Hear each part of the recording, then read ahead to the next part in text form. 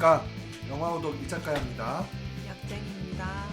김직입니다. 어이, 왜 약쟁이는 마이크에다 대고 목례를 해요? 몸에 몸에 베인 배가지고. 예여가지고 몸에 목례했어요 제가? 저도 모르게 저 자세가 몸에 배어가지고. 어깨도 라운드 숄더인데 네. 이렇게 조아리고 있다 보니까. 그러니까요. 맞습니다. 우리가 왜 이렇게 오랜만에 모였죠? 제가 일이 왜 그렇죠. 맨날 지각하고 일도 있고 맨날 그래. 죄송합니다. 네. 다른 핑계가 없습니다. 죄송합니다. 여러분, 문지기가 장사가 안 돼서 죽겠대요. 어떻게 장사가 안 되네. 내가 여기 병원으로 보낸 사람만 벌써 4명인데. 근데 사람들 요새 다 건강한가 봐요. 하여튼 프로야구 선수 중에 메이저리그 그 전설이라고 불리는 사람이 있어요. 전설이? 누구예요? 푸올스라는 타자가 있거든요.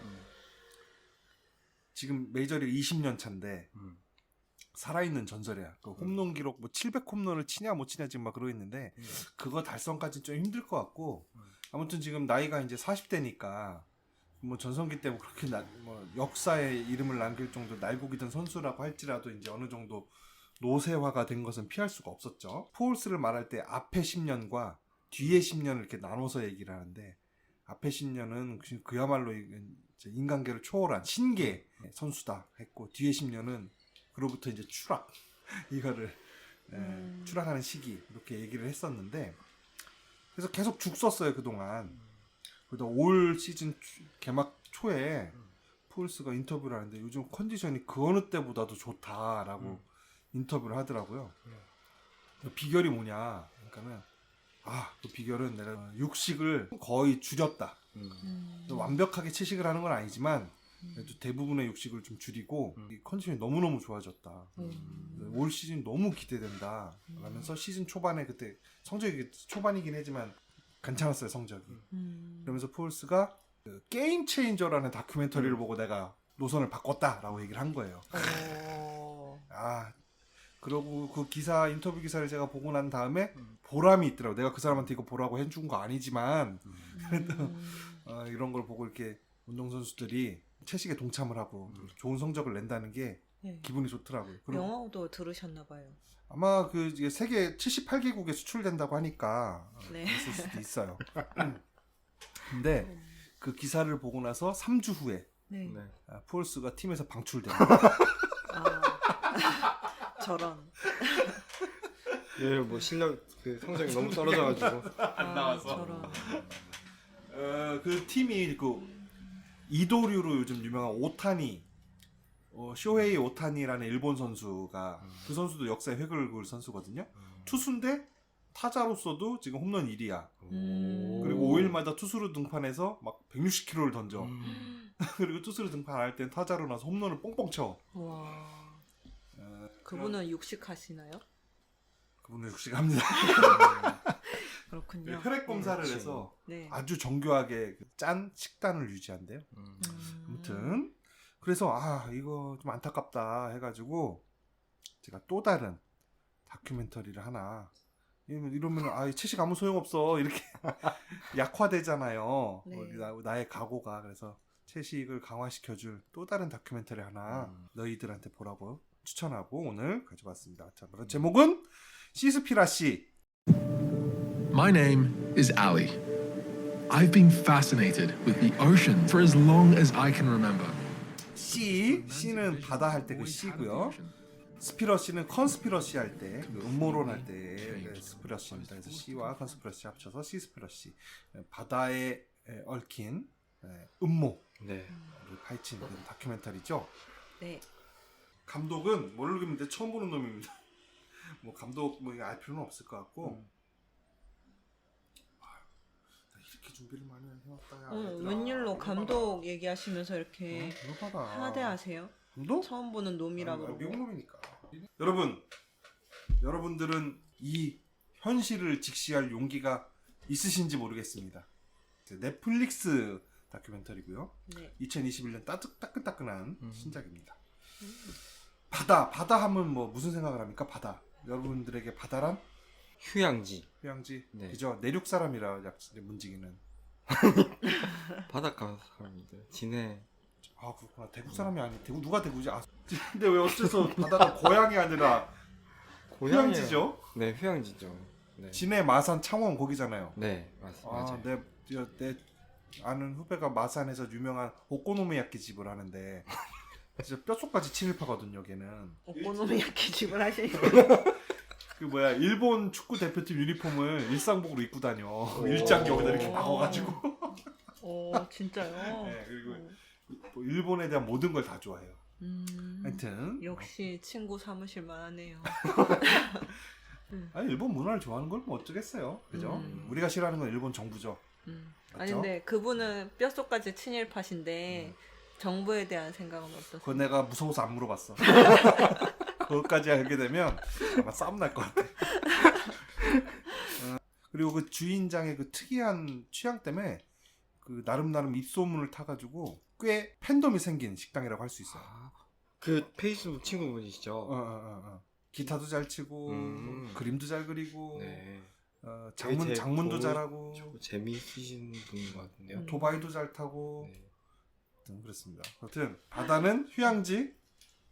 네, 네. 저도 뭐 그냥 이렇게 놀러 가고 싶은 느낌만 있죠. 바닷가 사람이잖아요. 고향이. 네. 근데 왜? 근데 그렇다고 저희 집이 바닷가이진 않았으니까 아, 뭐 차 같은 타고 30분에서 1시간은 가야 되잖아요. 같은 울산인데 그냥 시내버스로 그 정도 간다는 거 아니에요? 그렇죠. 네.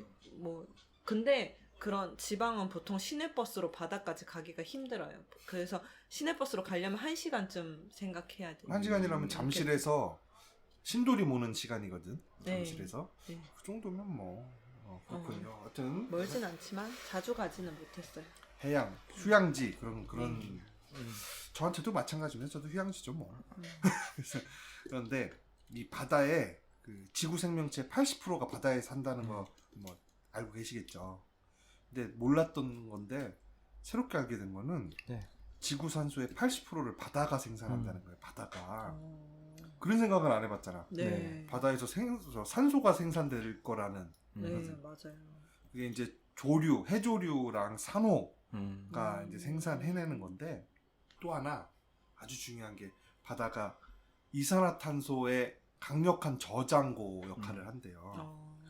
그걸 이제 플랑크톤이 그런 역할을 하는데 플랑크톤이 CO2를 연간 370억 톤을 흡수한대. 감은 안 오지 370억 톤이 얼만큼이냐. 네. 특히 기체를 가지고 370억 톤이라고 하면 네. 그게 아마존 우림이 흡수하는 것의 4배래요. 엄청 많네요. 대단하죠. 네.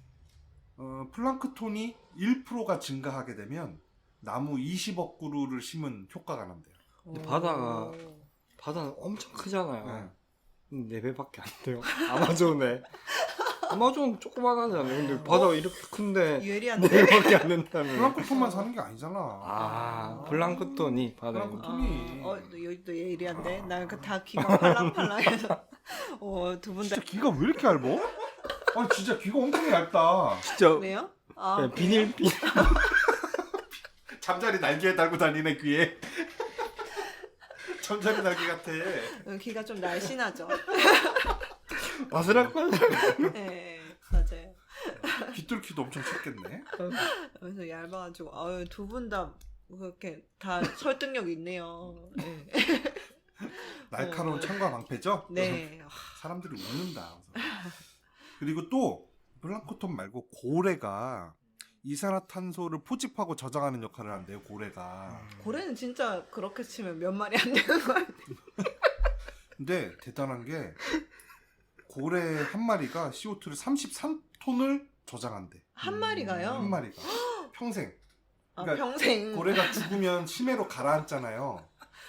그 가라앉을 때 몸에 저장한 이산화탄소를 가지고 포집한 상태로 바다에 가라앉아서 그걸 잡고 있는 거죠. 고래가 가라앉을 때요? 죽으면 갖고 죽는 거야, 그 탄소를. 이산화탄소를 흡수해서 탄소화 시켜서 네. 몸에 저장해놓고 죽으면 같이 뭐 뼈나 이렇게 있었다는 상태로.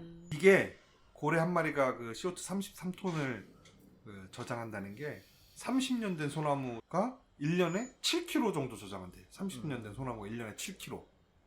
고래 한 마리는 33톤. 7kg. 톤하고 키로하고 알죠? 모르는 거 아니지? 또 고래 서식지에는 플랑크톤이 증가한다는 거야. 고래 서식지에는. 왜냐면 고래가 똥 싸잖아. 이 고래의 똥에 이 철분과 뭐 이런 것들이 막 들어있어서 플랑크톤의 먹이가 돼서 개체수가 엄청 증가한대. 그럼 플랑크톤 1% 증가할 때 아까 얼마라고 그랬지? 나무 20억 그루. 그러니까 어마어마하게 그 도움이 되는 거죠. 지구 환경에. 일단 이런 상태에서 아직 다큐멘터리 시작하지 않았습니다. 네. 이거는 사전 정보고 네. 다큐멘터리가 시작되면 뉴스가 나와요. 해변에서 좌초된 고래가 발견됐다는 뉴스죠. 영국인데 근데 이 고래 뱃속에는 비닐봉지가 막 30-40개씩 막 이렇게 들어가서 있던 게 이제 나오는 거예요. 다큐멘터리 감독이 너무 안타까워합니다. 이 고래의 죽음은 이 바다의 죽음을 뜻하는 거다. 최상의 포식자인데 이렇게 죽어 나간다는 건 뭐 다른 것들은 뭐 말할 것도 없을 것이고 아까 말한 그 고래의 효용성 이런 거 효용이라는 건 뭐하고 역할 같은 게 있었잖아요. 네. 그래서 이 고래가 죽는다는 것은 곧 바다가 죽는다는 거고 그거는 곧 지구가 죽는다는 거를 의미하기 때문에 이 감독이 너무 안타까워해요. 이 감독이 평상시 이런 거에 좀 관심이 있었나 봐요. 이제 나오는 이제 자료가 이제 바다에 떠 있는 플라스틱이 1억 5천만 톤이래. 감은 없지 우리가 1억 네. 5천만 톤이래. 네. 이게 덤프 트럭이 1분에 한 대씩 바다에다가 플라스틱을 갖다 붓는 추세로 늘어나고 있대요. 그리고 바다에만 바다에. 있는 네, 게요. 바다에만. 그리고 이 미세 플라스틱으로 이제 이것들이 이제 다 분해돼서 생명체에 이제 모든 바다에 있는 생명체에 흡수가 되는 거죠. 그래서 네. 감독은 이 바다는 지금 거대한 플라스틱 스프와 다름없다라고 진단을 해요. 그러면서 소금에도 엄청 많다더라고요. 소금에도 네. 플라스틱, 있겠지. 미세 플라스틱이 그 천일염 이런 거는 음. 바닷물로 하는 거잖아요. 그래서 우리가 소금에 잘 모르잖아요. 이렇게 보면은. 근데 알게 모르게 미세 플라스틱이 엄청 많아서 요즘 같은 때는 어쩌면은 그 공장에서 천일염보다 나오고. 예, 그런 게 더 나을 수도 있다는 얘기도 있더라고요. 그 천일염 만들 때도 보면 그 염전 바닥에 장판 깔고 하잖아요. 장판. 네. 그 장판 플라스틱이니까 비닐이니까 어, 아무래도 있겠죠. 그리고 사람이 1년에 신용카드 한 장씩 먹는데요. 제일 많이 먹는 게 이 생수. 여기 안에 네, 생수 플라스틱 플라스틱 병에 생수를 담잖아요. 네. 거기에서 엄청 많이 먹는다고 하더라고요. 오늘도 우리 또 시원하게 한 잔 먹고 있죠. 생수. 네. 그래서 이 감독이 너무 안타까운 나머지 여러 가지 행동에 나서요. 모든 청원서에 서명을 하고 수많은 해양 단체에 기부를 하고요. 그다음에 일회용 플라스틱을 사용하지 않기 위해서 각고의 노력을 기울입니다. 텀블러를 가지고 다닌다든지 뭐 빨대를 사용 안 한다든지 저도 빨대를 웬만해서 좀 안 쓰려고 하는데 네. 이전 항상 그 우유를 살 때 네. 편의점에서 옛날에 알바할 때 우유를 살 때 꼭 빨대를 달라 부르는 분들이 있었어요. 빨대를 막 안 주고 그랬거든. 없다 그러고 있는데 나 일할 때는 빨대 싸게 숨겨놓고 없다 그러고 그랬었는데 그래서 그 편의점이 망했나? 근데 꼭 빨대로 먹어야 되나 우유를?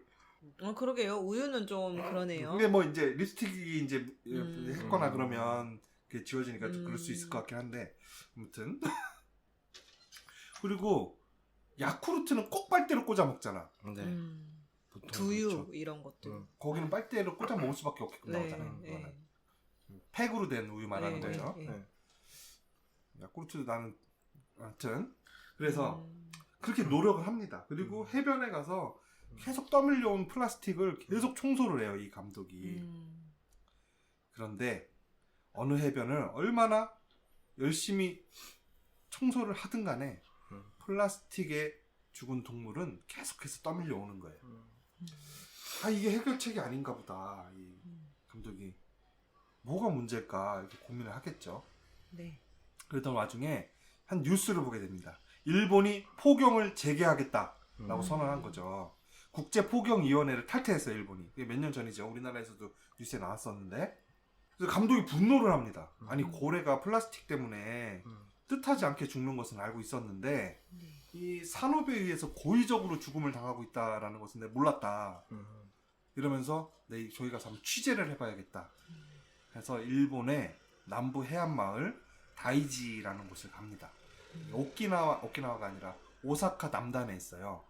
오사카에서 남쪽으로 쭉 내려오면 해변에 있는데 아주 작은 마을입니다. 구글 지도를 이렇게 다이지 치면은 너무너무 조그만 마을이 나와요.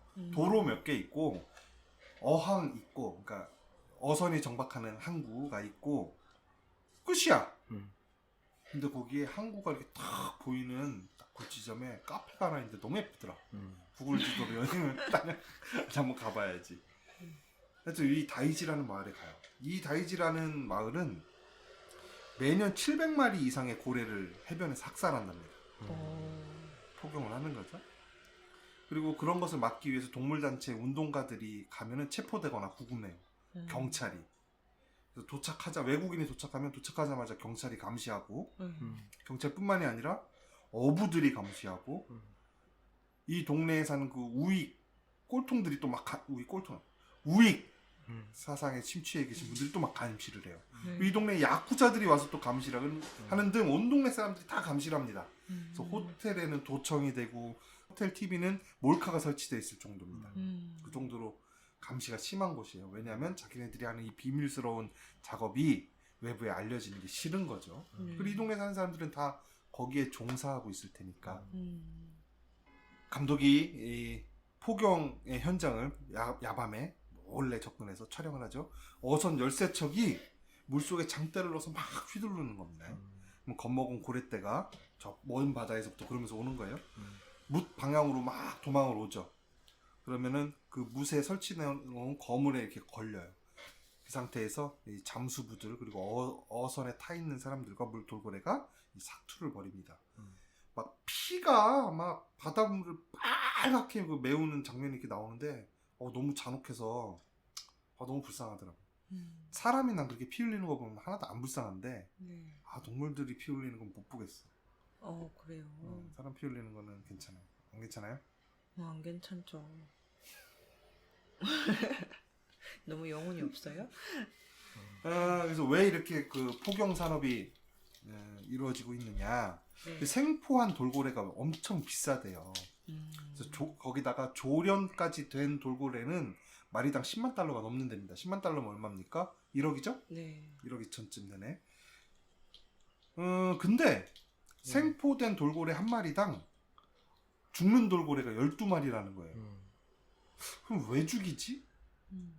돌고래 고기 시장 마켓도 없고 뭐 학살할 이유가 없잖아요. 네. 가죽을 쓰는 것도 아니고. 네. 알고 봤더니 어부들이 이 돌고래를 경쟁 상대로 여긴다는 겁니다.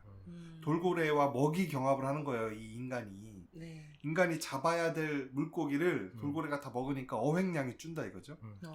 사실은 그래서 죽은 게 아니라 인간이 물고기를 남획해서 수자원이 마른 건데 이 돌고래에게 그 누명을 씌우고 돌고래를 죽이는 거예요. 안타깝죠. 네. 돌고래가 엄청 똑똑한데 그 또 다른 어항을 갑니다. 이 다이치 근처에 있는 어항. 여기는 참치를 다루는 어항인데 그 참다랑어 한 마리에 300만 달러의 도쿄 수산시장에서 낙찰된 적이 있을 정도로 일본에서는 참치가 단연 최고의 그 어떤 미식 재료죠. 네. 매년 그 설에 그러니까 일본은 구정을 안 세니까 그 신정 때가 오면은 새해 첫날 오면 도쿄에서 기념으로 새해 첫 그 참치 경매를 해요. 그래서 그때는 평상시보다 더 비싼 가격으로 낙찰이 되는데 어떤 상징적 의미로서 사람들이 그 낙찰을 받아가는 좀 그런 전통이 있나 봐요. 그래서 그때 굉장히 비싸게 아마 이 300만 달러 한 마리 그것도 아마 그때 된 것 같아요. 참치는 페라리보다도 더 빠른 속도로 헤엄을 친다고 그럽니다. 페라리 사고 싶죠? 잘 모릅니다. 뭐 페라리. 근데 이렇게 빠른 속도로 멸종의 길로 가고 있답니다. 지금 전 세계에 단 3%만이 남아있대요. 참다랑어가. 무엇의 3%요? 물어보면 안 돼. 내가 언제부터 기준으로 3%인지 모르는데 그냥 3% 하면 뭔가 좀 부족하다, 적다, 위기다 이렇게 느낌적으로 이렇게 받아들여야지. 죄송합니다. 잘 몰라. 언제 대비 3%인지는. 무엇의 3%인지 그 기세. 무엇이 100%인지 알고 싶어요. 그 기세만 전달됐으면 되는 거야. 예. 3%? 위기. 그렇지. 소름 이렇게 말해드리는 거야. 어떻게 해? 응. 요즘 큰일 났죠. 큰일, 3% 큰일 남았어요. 났네. 예. 그리고 여기에는 또 이 어항에는 지느러미가 잘려나간 상어의 몸뚱아리가 네. 여기저기서 막 뒹굴고 있는 거예요. 뭐냐면 바로 샥스핀을 생산하는 그 어항인 거죠. 이 샥스핀은 아시아, 특히 중국으로 대부분 수출된답니다. 이게 대부분 샥스핀 스프용인데 이게 그 신분의 그냥 상징일 뿐이라는 거예요. 이 감독의 말은. 맛도 없고 영양가도 거의 없고 가격만 엄청 비싼 거라는 거죠. 그래서 이걸 시켜서 먹을 수 있다라는 거는 어떤 신분의 상징, 그거로서만 역할을 한다는 거예요. 그러다 이 감독이 이 어항에서 쫓겨나요. 상어를 촬영하고 있다는 이유로. 이 감독이 그래서 야, 또 이런 식으로 또 고래 포경하는 데를 와봤더니 고래 포경뿐만이 아니라 고래랑 상관없는 상어까지도 이 상어가 이제 그 참다랑어를 잡아올리는 과정에서 부수적으로 잡힌 거예요. 상어까지도 이렇게 그 샥스핀을 사람이 얻기 위해서 샥스핀만 탁 자르고 몸뚱아리 그대로 버리잖아요, 바다에. 네. 그리고 그 상어는 그대로 가라앉아서 죽고 상어는 헤엄치지 않으면 물에 못 떠 있으니까 불에가 없어서 그러면 가라앉아서 대굴대굴 굴러다니는 바닥에서 대굴대굴 굴러다니다 숨 막혀서 죽는 거죠.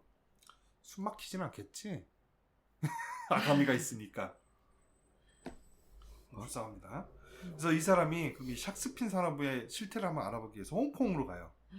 일명 상어 지느러미의 도시라고 불리는 홍콩입니다.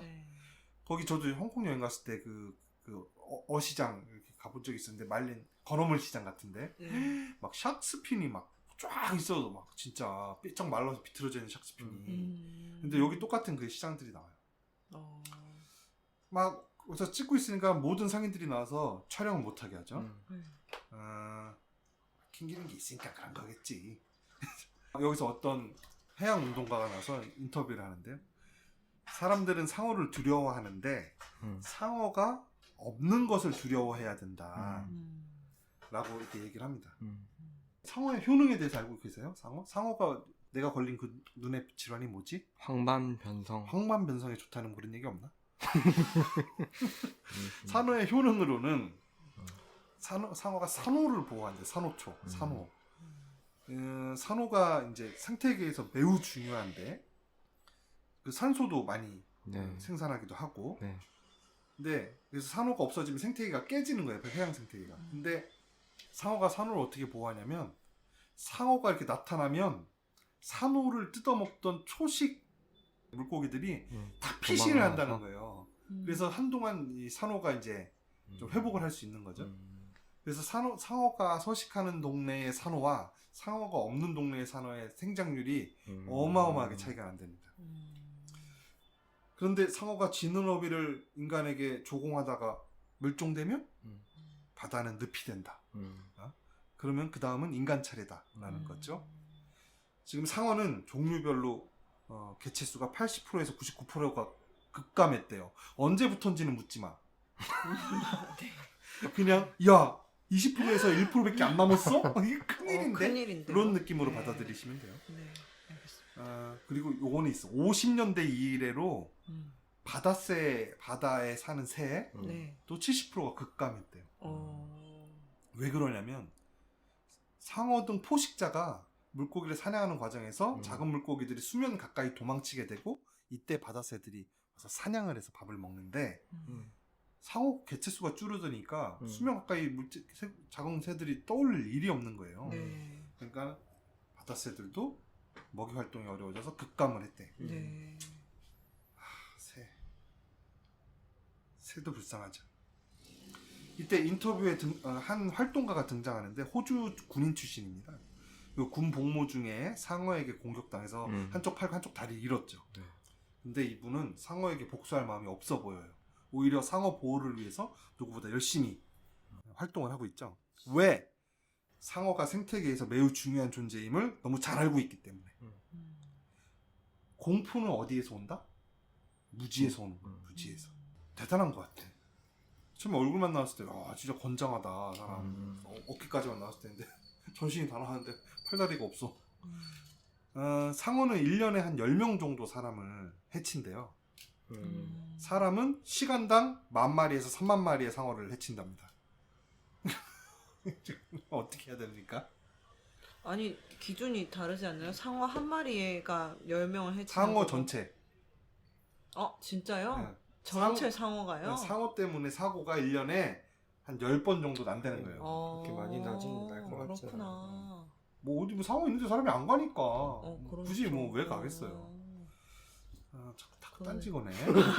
아니 정확히 알고 싶어가지고 청취자들이 이렇게 헷갈리시면 그렇죠. 안 되니까. 맞습니다. 그래서 제가 항상 하는 얘기가 있잖아요. 개들 입마개 하라고 막 난리 붙이고 목줄하라고 난리 붙이는데 나는 그거 불만이라고요.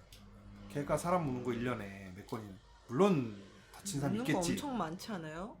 죽진 않아도 무는 건 엄청 많을 것 같아요. 무는 건 엄청 저도 많죠. 10번 이상 물려봤어요. 걔한테요? 네. 그게 다야. 그러니까요. 그러니까 40년 동안 10번 물린 거잖아. 아니 그러니까 1년 안에. 왜냐면은 한 개한테 물렸어요. 키우는 게 아니라 이런 거 네. 말고. 어쨌든 그렇게 물 수 있잖아요. 네. 물 수는 있죠. 물 수 있죠. 물 수 있지. 그리고 사람이 뭐 아무렇지 않을 수도 있고 다칠 수도 있고 크게 다칠 수도 있고 죽을 수도 있겠죠. 네. 그러면 진짜 중요하게 심각한 부상이나 사건으로 비화되는 경우가 얼마나 될까. 근데 그에 반해서 사람은 개를 얼마나 죽이나 얼마나 학대하고 그런 걸 생각해 볼 때는 너무 겁에 질려 있는 것 같아. 하여튼 뭐 그렇습니다. 이 대부분 시간당 상어가 10,000마리에서 30,000마리 죽는다 했잖아요. 이 대부분은 그 선단의 조업 활동 중에 발생한답니다. 이 상어가 죽는 일이. 그게 바로 부수어획이라는 현상인데 뭐냐면 내가 참치를 잡을 건데 상어까지 같이 그물에 걸려 올라왔어. 네. 이렇게 해서 죽는 경우죠. 상어가 연간 5천만 마리가 죽는데요. 대한민국 국민이 매년 없어지는 거야. 진짜 그렇게 많이요? 네. 음. 어업으로 잡히는 해양생물의 40%는 즉시 바다에 버린대. 이거는 대부분 죽어있대. 음. 너무 좀 잔혹한 것 같아. 배가 지나간 자리는 죽음밖에 안 남는 뭐 그런 느낌이랄까. 아무튼 이 부수어획이 그럼 뭐냐. 그래서 이 사람이 감독이 부수어획에 대해서 또 취재를 이제 나갑니다. 아이슬란드의 작은 어장을 가보는데 취재를 가보는데 이 사람 영국 사람이니까 이 아이슬란드의 작은 어장에서 한 달에 쥐돌고래가 270마리가 죽고 바다표범이 900마리가 죽고 바다새가 5,000마리가 죽는데요. 한 달에. 이거를 전 세계 바다에다 대입하면은 어느 정도의 양이 될까? 가늠도 안 되는 거죠.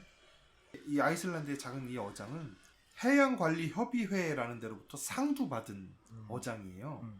뭐냐면 지속 가능한 조업 방식을 하는 어장이다 해가지고 상을 받은 거죠.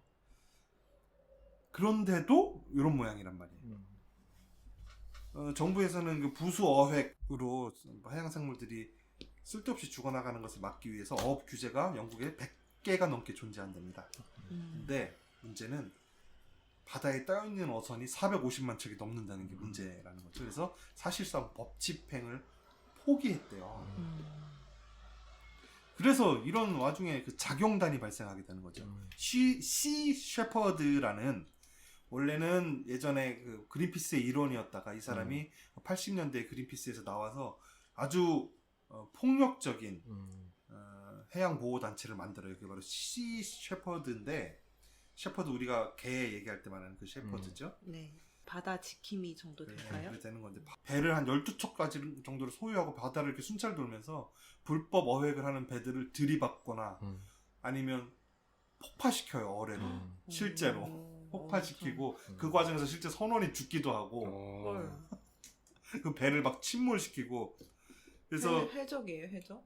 해적선처럼 해적 깃발 뼈다귀 깃발을 달고 다니잖아요. 멀리서만 봐도 무섭게. 제일 얘네들한테 가장 많이 타겟이 되는 일본 어업 업계에서는 얘네들을 테러 조직으로 부릅니다. 그래서 재밌는 그 일화가 있는데 그 얘네들이 이제 일본의 그 불법 조업을 폭염을 막기 위해서 활동을 벌이다가 이 선원이 실종돼요. 바다에 떨어져가지고. 그래가지고 시셰퍼드가 그쪽에서 무전을 칩니다. 야, 우리가 니네 그 선원 실종된 애 찾는 거 우리도 도와줄게. 했더니 일본 포경선이 필요 없다. 너네 같은 환경 테러리스트들하고는 우린 같이 안 어울린다. 라고 해요. 그러니까 이 시셰퍼드가 야, 환경에 테러를 가하는 테러리스트들은 너네 아니냐? 뭐 이러면서 주고받는 무전 내용이 공개된 게 있어요. 하여튼 그 그린피스조차도 이 단체의 어떤 폭력적인 활동에 반대하는 지경이거든요. 그 정도로 폭력적으로 활동을 하는데, 근데 이 창립자인 그 폴 왓슨, 이 다큐멘터리에도 등장합니다. 이 사람 폴 왓슨이 하는 말은 아무리 좋은 말로 호소해봐야 소용이 없다. 정부와 산업은 귀뚱으로도 안 듣는다. 이렇게라도 해서 우리의 심각한 문제라든지 이걸 알리고 그리고 그들의 행동을 막지 않으면 가망이 없다라고 인터뷰를 했어요. 그러니까는 이 사람도 갈 때까지 간 거죠. 그린피스에서 좋은 말로 활동을 하다가 일면 좀 이해가 가기도 하죠. 맨날 지각하는 애한테 좋은 말로 암만 얘기하면 뭐합니까? 들이받고 못하게 다리 물리. 들이받고 폭파시키고 해야죠. 그렇죠. 아무튼 그래서 이 시 셰퍼드라는 단체는 불법 포경선을 13척을 침몰시킨 그런 전과를 가지고 있는 그런 적이에요. 근데 이상하게 잘 처벌이 안 돼. 국제법상으로 어떻게 처벌을 할 수가 있는데 해적으로 규정해서 근데 잘 처벌이 안 됩니다. 이게 이제 뭐 불법 조업 같은 걸 많이 하는 나라들이 있을 거 아니에요. 그 나라들을 견제하기 위한 유럽 열강의 수단으로 이용당하기도 하고, 뭐 중국이나 뭐 일본을 뭐 그러면서 잘 처벌이 안 되고 있는. 아무튼 프랑스 같으면은 그런 거 잘 지킬 것 같잖아요. 환경에. 네, 왠지. 부수 어획으로 희생된 돌고래만 연간 10,000마리에 달하는데 프랑스에서만. 이거는 다이지에서 죽는 돌고래 포경하는 거의 10배입니다. 그게 지난 30년 동안 이루어지고 있대요. 네. 참치 8마리를 잡으려고 돌고래 45마리를 도살한 어선을 이 시셰퍼드가 잡은 적도 있어요. 그건 너무 비효율적인 거 아니에요? 그 어선 입장에서도. 그거를 골라서 잡는 거 아니고 한 그물에 다 딸려 올라가서 그냥 죽어버리는 거예요. 잡다 보니까 뭐 세상에. 왜냐하면 참치가 참치는 3%니까. 참치를 잡으려고 하는데 참치 주변에 항상 돌고래가 있는 거예요. 여러 가지 있는데 참치의 천적이 돌고래이기도 하고 또 어떤 종에 따라서는 참치와 돌고래가 공생관계라 참치의 천적을 이 돌고래가 막아주기도 하고 그래서 참치 쪽에다 그물을 던지면 돌고래가 딸려 올라오는 거지. 그래서 참치는 얼른 그 물에다 넣고 배 저장고에 넣고 돌고래는 촉촉 하다가 쿵쿵 떨어지고 막 물에 매달려 있다 죽고 해서 죽어 나가는 거예요. 근데 이때 이 시셰퍼드가 잡은 이 배는 심지어 돌고래 안전 마크라는 인증을 획득한 참치캔 회사가 운영하는 어선이었다는 거예요. 그래서 감독이 개깜놀합니다. 이게 정말이야? 내가 여태까지 이 인증 마크를 믿고 이 참치캔을 사 먹었는데 이거 정말이야? 하고 이거에 대해서 다시 한번 취재를 나가죠. 우리나라에도 참치 업체들이 몇 개 있잖아요. 네. 사조, 네. 오뚜기, 동원참치, 하여튼 이런 데가 있는데 회사들에게 물어봤어요. 이 회사들이 참치를 잡는 방식에 따르면은 돌고래가 부수적으로 큰 희생을 받을 수밖에 없는데 이 방식을 다른 방식으로 바꿀 의향이 있느냐를 물어봤는데 오직 사조만이 앞으로 5년 내에 방식을 바꿀 계획이 있다라고 얘기했고 오뚜기나 동원참치는 아예 그런 계획이 없고 우리 소비자들은 그런 거를 따지지도 않는다는 거죠. 안 따지는데 뭐하러 기업 입장에서 뭐 그런 인증 그렇죠. 돈이 더 드는 방식으로 참치를 잡아서 더 비싸게 상품을 내놓겠어요? 안 팔릴 건데. 누가 안 물어본가요? 이거는 기사가 개인적으로 내가 물어볼 수는 없었고 기사가 났죠. 머니투데이의 2013년 기사였습니다. 참치캔 2013년 만드는데 또. 돌고래는 왜 잡아? 너 때문에 연도가 나오니까 너무 오래된 고인물 기사 됐잖아. 그러면 2013년이면 사조는 5년 내에 바꿀 계획이 있다 그랬는데 지금 현재 추적은 안 됐어요. 나는 직장인이잖아. 그까지 내가 어떻게 추적해? 아니 지금 이 부분은 현재도 자르겠습니다. 그래서 내가 항상 그 주장하는 바가 있는데 지금은 예전에 럭셔리라는 게 희귀한 소재로 만든 어떤 것 뭐 이런 것들이 네. 럭셔리였잖아요. 네. 금, 보석 그리고 뭐 무슨 누가 뭐 이탈리아 장인이 뭐 몇 년간 무두질을 한 무슨 가죽 뭐. 근데 지금은 그런 게 럭셔리가 아니라 친환경적인 거를 비싸게 사는 게 럭셔리다. 요즘 럭셔리의 개념이 바뀌고 있다. 네. 근데 그 개념 물론 주류는 아직 아니죠. 그게. 네. 네, 이미 오피니언 리더들 사이에서부터 그게 바뀌고 있는 추세고 점점 이제 그 대중들에게 번져나갈 건데 이렇게 세상이 바뀌고 있는데 아직도 그냥 블링블링한 게 럭셔리라는 것으로 알고 아무튼 너무 많이 갔나요? 네. 그렇습니다.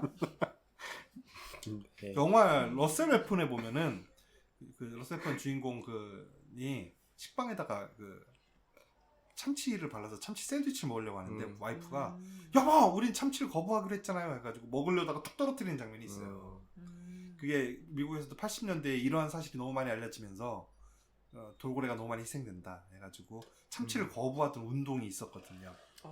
그래서 그런 맥락 안에서 이런 돌고래 세이프 인증이라는 것이 생긴 건데 그런데 그런 인증을 받은 회사가 운영하는 배에서조차도 이런 일이 벌어지고 있었다. 충격적인 리셀 웨폰 아니에요? 러셀 웨폰 예요? 러셀 리셀 아니고? 리셀 웨폰 에일리언입니까? 에이리언입니까? 아니요, 저 몰라요. 에일리언이야 에이리언이야? L이니까 에일리언이 맞을 거라고 생각합니다. 에어리언 에어리언? 에어리언. 옛날에 우리 초등학생 때 그런 얘기를 아이, 그래서 이 사람이 이 인증을 발급하는 지구섬 협회라는 데를 찾아가요. 그래서 부국장 마크 파머라는 사람과 인터뷰를 하죠. 네. 돌고래 안전 수칙에 따라 참치가 잡힐 때 한 그물망 안에서 부수적으로 잡혀 죽을 수 있는 돌고래는 최대 몇 마리인가요? 라고 묻습니다. 그러니까 이 부회장이 한 마리라도 죽으면 인증을 받을 수 없죠. 탈락입니다. 그렇게 말을 해요. 그러니까는 감독이 그러면 이 인증을 받은 모든 참치캔은 돌고래 안전인가요? 돌고래를 안전하게 잡은 건가요? 그러니까 이 부국장이 아니요, 장담할 수 없어요. 바다에 나가면 뭘 어떻게 하는지 어떻게 알겠어요?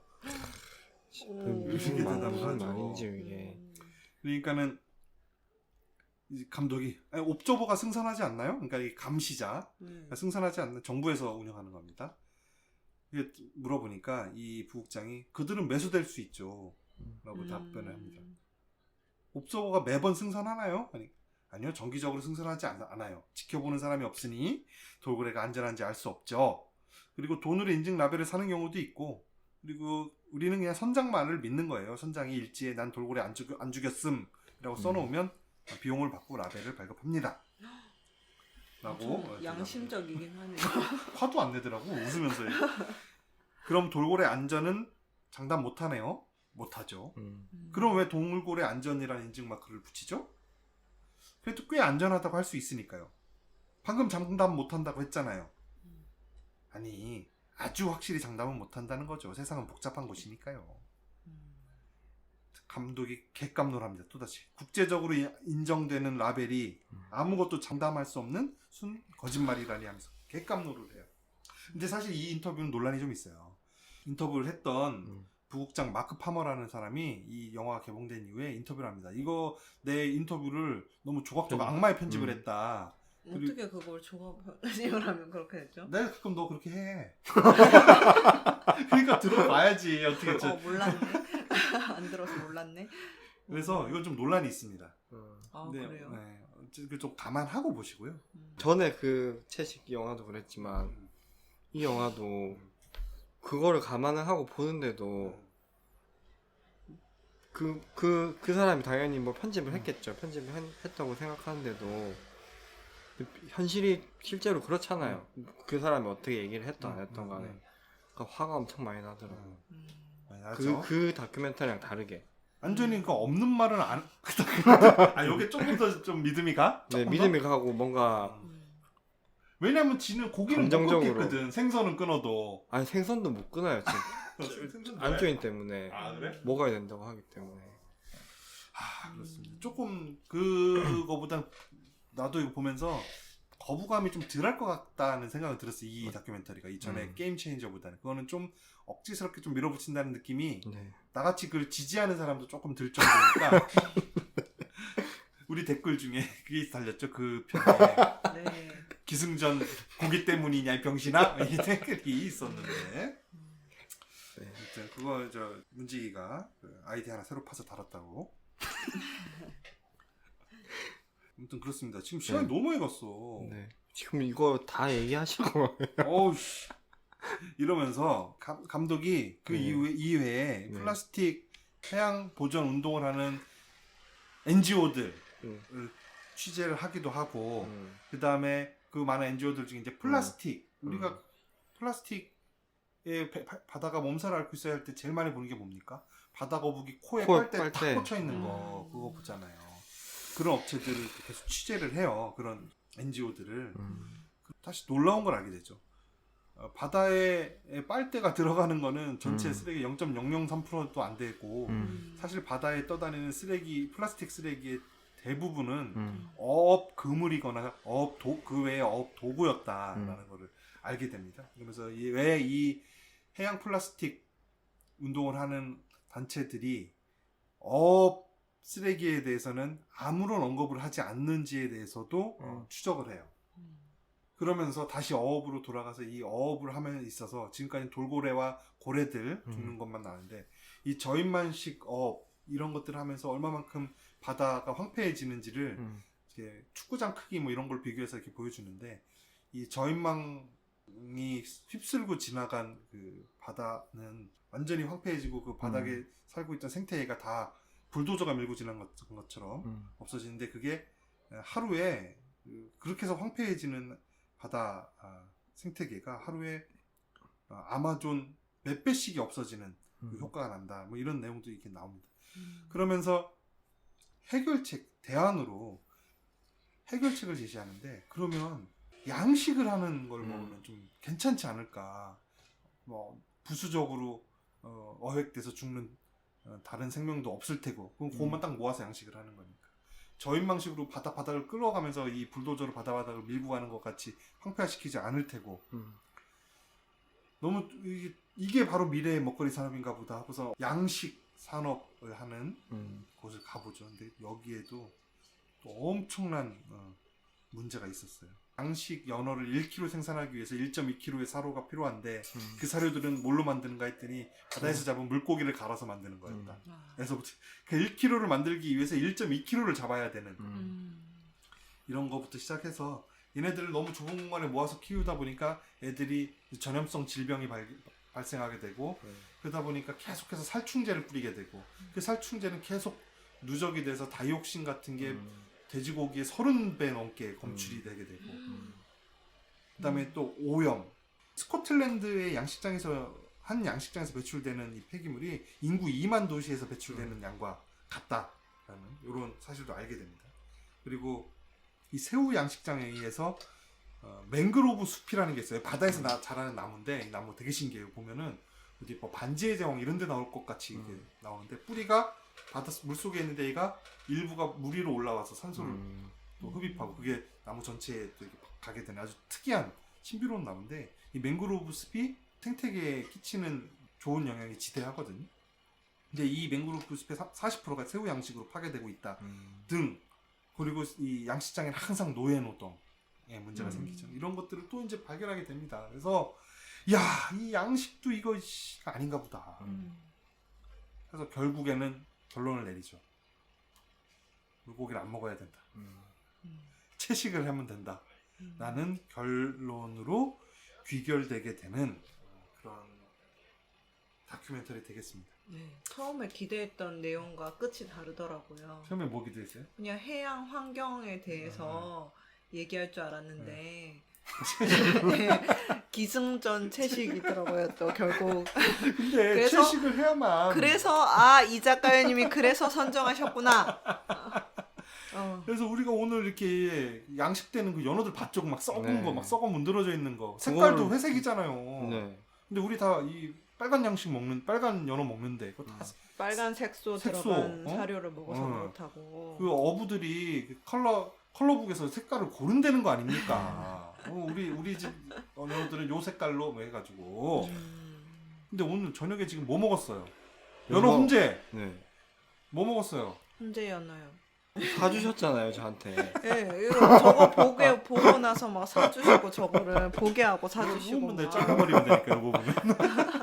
저는 브로콜리 먹었는데 브로콜리. 와 진짜 무슨. 아니 이런 걸 보고도 그게 목에 넘어갑니까? 아니 그 목에 넘어가는지 보려고 사주신 거예요? 근데 맛은 있었습니다 솔직히. 저도요. 네.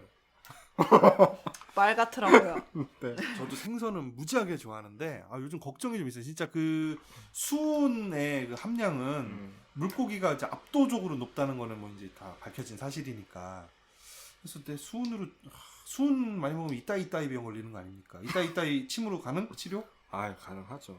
3분. 3분. 그래서 어떤 이 감독은 이 수많은 그러니까 이거 하면 될까 저거 하면 될까 하면서 이게 취재를 계속 바꿔요. 취재 방향을. 여기는 괜찮을까 저기는 괜찮은데 어디 가도 막다른 골목이야. 그래서 결국은 물고기를 먹지 않는 방향으로 가야 된다라는 결론을 내리게 되는데요. 그리고 제일 마지막에 엄청 충격적인 그거 있잖아요. 그거 맨 마지막에 그 아이슬란드의 한 그 작은 어촌에 1년에 2번 전통적인 방식으로 포경을 하는 뭐 축제라고 하면 뭐하고 뭐 산업이라고 할 수 있을까요? 뭐 그런 걸 하는데 거기 취재를 가죠. 절망에 빠진 상태로. 근데 여기서는 뭐 되게 묘한 감정이 들어. 이거는 지속 가능한 어업인 건 맞잖아요. 네. 막 대량으로 살상하는 게 아니고 사람이 다 일일이 수작업으로 작살로 잡잖아. 그러니까는 부수적으로 딸려 올라와서 죽는 해양 생명체도 없고 고래만 죽이기 때문에 네, 그렇다는 네, 건가요? 그리고 바닥을 막 저인막이 싹 훑고 지나가서 그러는 것도 아니고. 그런데 그리고 이 사람들이 하는 그 논리가 또 일리가 있잖아요. 네가 오늘 저녁 식사로 연어를 먹었다면 너 연어 두 마리를 죽인 거다. 근데 나는 고래 한 마리를 죽여서 여기서 그 고래 킬로그램 닭 1000마리랑 같은 양이 나온다 하죠. 고기가. 두고두고 여러 사람들이 먹는 그러니까 한 번의 살생으로 더 많은 식사를 해결할 수 있는 거니까 이게 더 윤리적인 거 아니냐라고 얘기를 하는 거죠. 어차피 생명은 다 똑같으니까 그 말도 일리는 있어. 근데 뭐 자기가 윤리적이라고 하는 건 아니고 뭐 어쩔 수 없다 피차일반이다 이런. 피차일반이라고 했나요? 나는 좀 더 내가 좀 더 그런 느낌. 낫다는 느낌으로 좀 받아들였어요. 내가 너보다 좀 낫다. 그러니까 자기를 비난하는 사람들에게 네. 그렇게 자기 같이 얘기할 수 똥 있다라는 묻었으니까 거죠. 얘기하지 말라 뭐 이런. 그리고 닭을 1000마리를 죽여서 닭 어떻게 죽이는지 알아요? 닭은 도살 방법이 정해진 게 없어. 다 모든 돼지나 소 이런 거 도살 방법이 정해져 있거든요. 고통을 주지 않게끔. 닭은 방법이 없어서 그냥 참수. 목을 그냥 자르는 걸로. 그냥 목을 자른 다음에 한동안 살아있다고 얘네들이. 그걸 1000마리를 자르는 거야.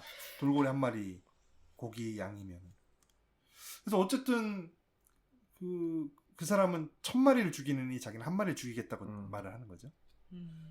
그 일리는 있는데 근데 그리고 이 업이 또 친환경적이기도 하고 어쨌든 우리가 살기 위해서 뭘 먹어야 되니까 살생이라는 걸 안 할 수는 없는데 한다면 환경의 피해를 최소한으로 주자는 거 아니에요? 고통도 최소한으로 주고 그런 면에서 맞긴 한데 이 장면이 너무 잔혹해요. 네.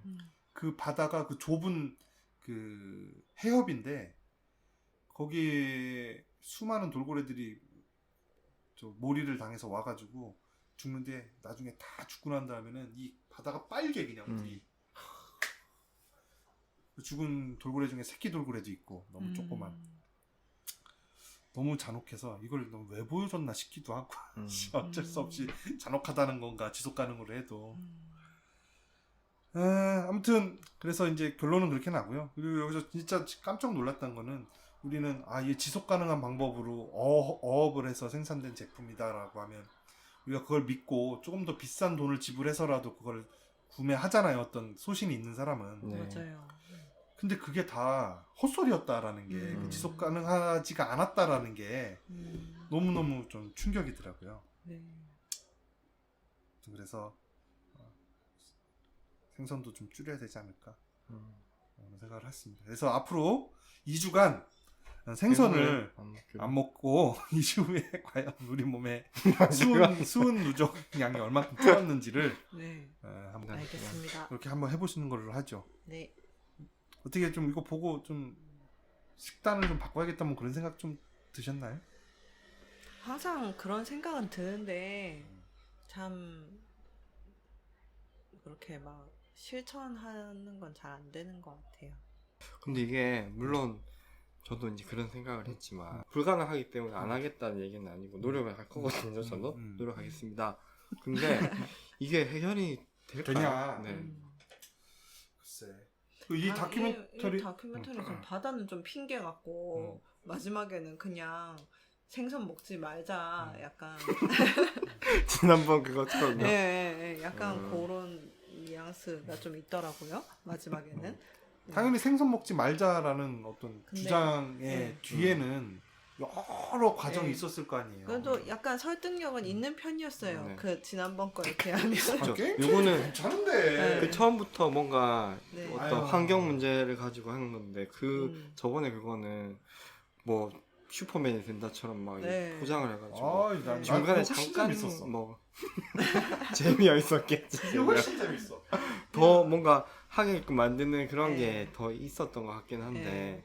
근데 이거는 너무 좀 진짜 충격적이고 맞아요. 뭔가 이제 끝장났구나 이런 생각이 들어요. 보고 저는 나서. 솔직히 참치 잡는데 고래가 딸려나고 이런 거 몰랐거든요. 그래서 참치가 잡는 것 자체가 참치에 영향을 끼치는 거야. 당연하지. 다른 생명에 다른 이런 환경에 영향을 그쵸. 끼칠 거라는 생각을 크게 하지는 못했었는데 이걸 보니까 조금 그런 경각심은 들기는 하더라고요. 네. 그런 걸로는 갑자기 회 환장하는데 어떡하지 이제? 그니까요. 진짜로 많이 먹거든요.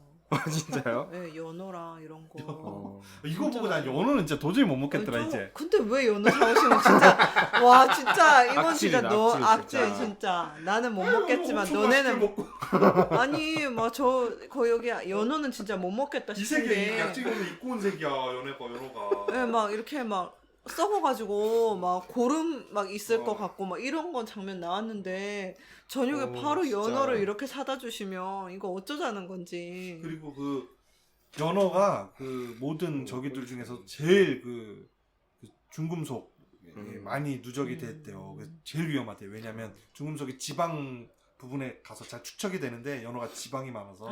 저는 뱃살 위주로 먹는데 뱃살 제일 맛있지. 예, 지방 많아가지고 진짜 많이 한 번 먹으면 많이 먹거든요. 그러니까 여러분들 참치집을 가시더라도 그 웬만한 참치집 그리고 제일 비싼 거 아니면은 중간 가격이나 싼 거 먹으면 참치가 아니라 기름치가 나오잖아요. 김치. 그 대부분 기름으로 돼 있는 참치랑 비슷한 생선이 있어요. 그것도 이름도 무슨 다랑어인데 그 우리가 참치라고 얘기할 때 말하는 참다랑어가 아니거든요. 그거는 기름이 더 많어. 그러면 수은을 더 먹는 거야 중금속을. 그러니까 절대 참치집 가면 제일 비싼 걸로 사드세요 여러분. 아니면 가지 마시거나. 네. 팁이었습니다. 세상이 끝난 거냐고요? 뭐.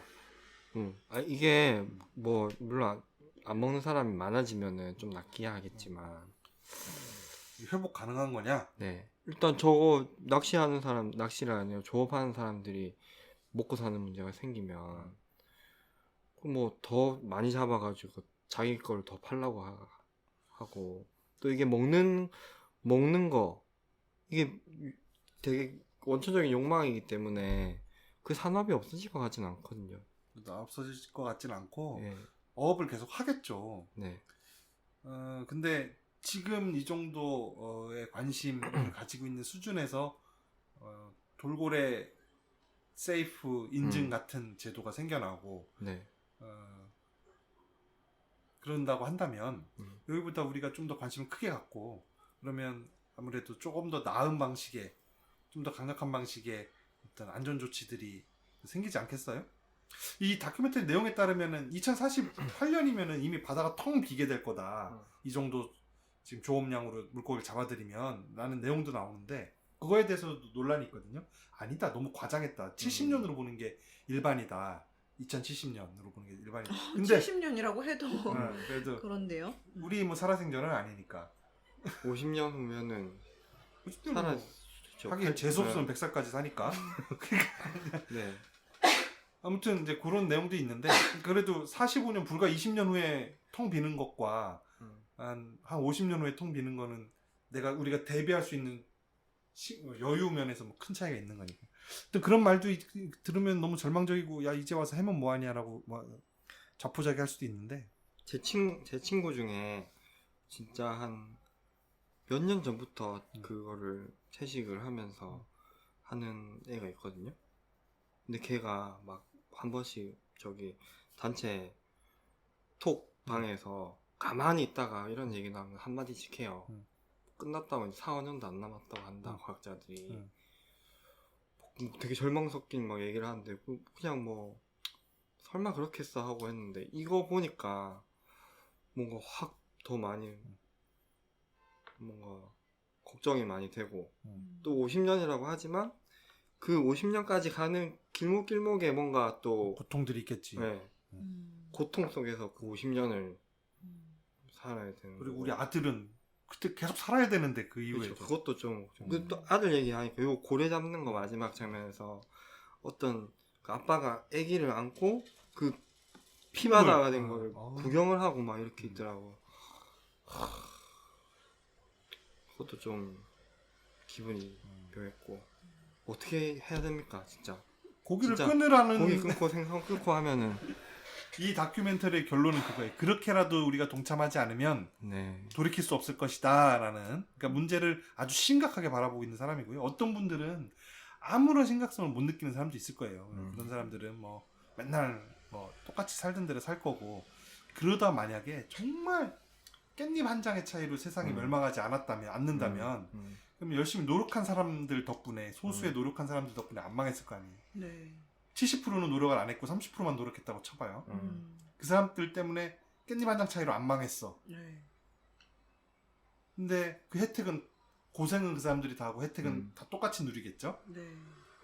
나 이런 거 보면 짜증나. 존나 뭐라고 할까? 민주화 운동을 할 때 그 민주화 운동에 투쟁해서 자기 삶을 바친 사람들 덕에 민주주의가 뿌리를 내리고 우리가 이 정도의 자유로운 환경 속에서 사는데 그때가 저놈들 저거 맨날 데모만 한다고 손가락질 하는 사람들도 똑같이 혜택을 입고 오히려 민주주의를 반대하던 독재 편에 쓴 사람들도 민주주의 혜택을 똑같이 받는다는 게 엄청 짜증나는데요. 이거 좀 선별 지급할 수 없나? 선별 지급? 혜택을? 제가 어벤져스를 간혹 진짜 주기적으로 아주 드문드문 이렇게 한 번씩 보거든요. 나도 엊그저께 그 엔드게임 한번 봤어. 엔드게임 보셨어요? 인피니티 워를 최근에 한 며칠 전에 아내랑 같이 봤는데 타노스의 논리. 그게 조금 이해가 되더라고요. 이거 보고 나서 봤는데 이제 인간이 너무 많아요. 정말 많죠. 너무너무 많아요. 제가 녹음하기 전에 약쟁이한테도 얘기했지만 나는 사람이 피 흘리는 거 보면 아무렇지도 않다. 그 동물이 피 흘리는 거 보면 안타까운데 사람이 너무 많아서 그래. 네. 너무 많아서. 아무튼 저는 그래도 뭐 그 정도로 냉혈하는 아니고 사람을 먹자. 사람을 먹자. 남태평양 파푸아 뉴기니 원주민처럼 아직도 인육을 먹는 문화가 있는 파푸아 뉴기니 원주민들이 네. 인육을 먹는 문화가 있었는데 네. 물론 그 단백질 섭취를 좀 하기가 힘들었기 때문이죠. 근데 그 풍습이 이제 아무래도 지금 이제 문명 국가가 들어서고 하니까 이제 많이 막지만 그래도 좀 남아 있었는데 이 사람들이 요즘 거의 없어졌대요. 왜? 삼겹살이 들어가. 그래서 이 사람들이 그 질 낮은 삼겹살고 막 그거 막 먹어갖고 초고도 비만 국가가 돼버렸어. 파푸아뉴기니가. 진짜요. 네. 그 삼겹살의 진실이라는 그 KBS인가 다큐멘터리 있거든요. 그거 한번 보세요. 삼겹살이 얼마나 질 낮은 고기고 얼마나 영양학적으로 무쓸모한 고기이며 이런 것들을 즐겨 먹은 사람들의 몸이 어떻게 변해가는지를 거기 보여주거든요. 아무튼 그래서 우리가 다 같이 열심히 노력했으면 좋겠다. 약쟁이 또 집에 가서 삼겹살에 소주 한잔 한다는데 참겠습니다. 아이 고맙습니다. 효과 있네. 효과 있어. 이제 마칠까요? 네. 이 작가였습니다. 약쟁이였습니다. 문직이었습니다. Someone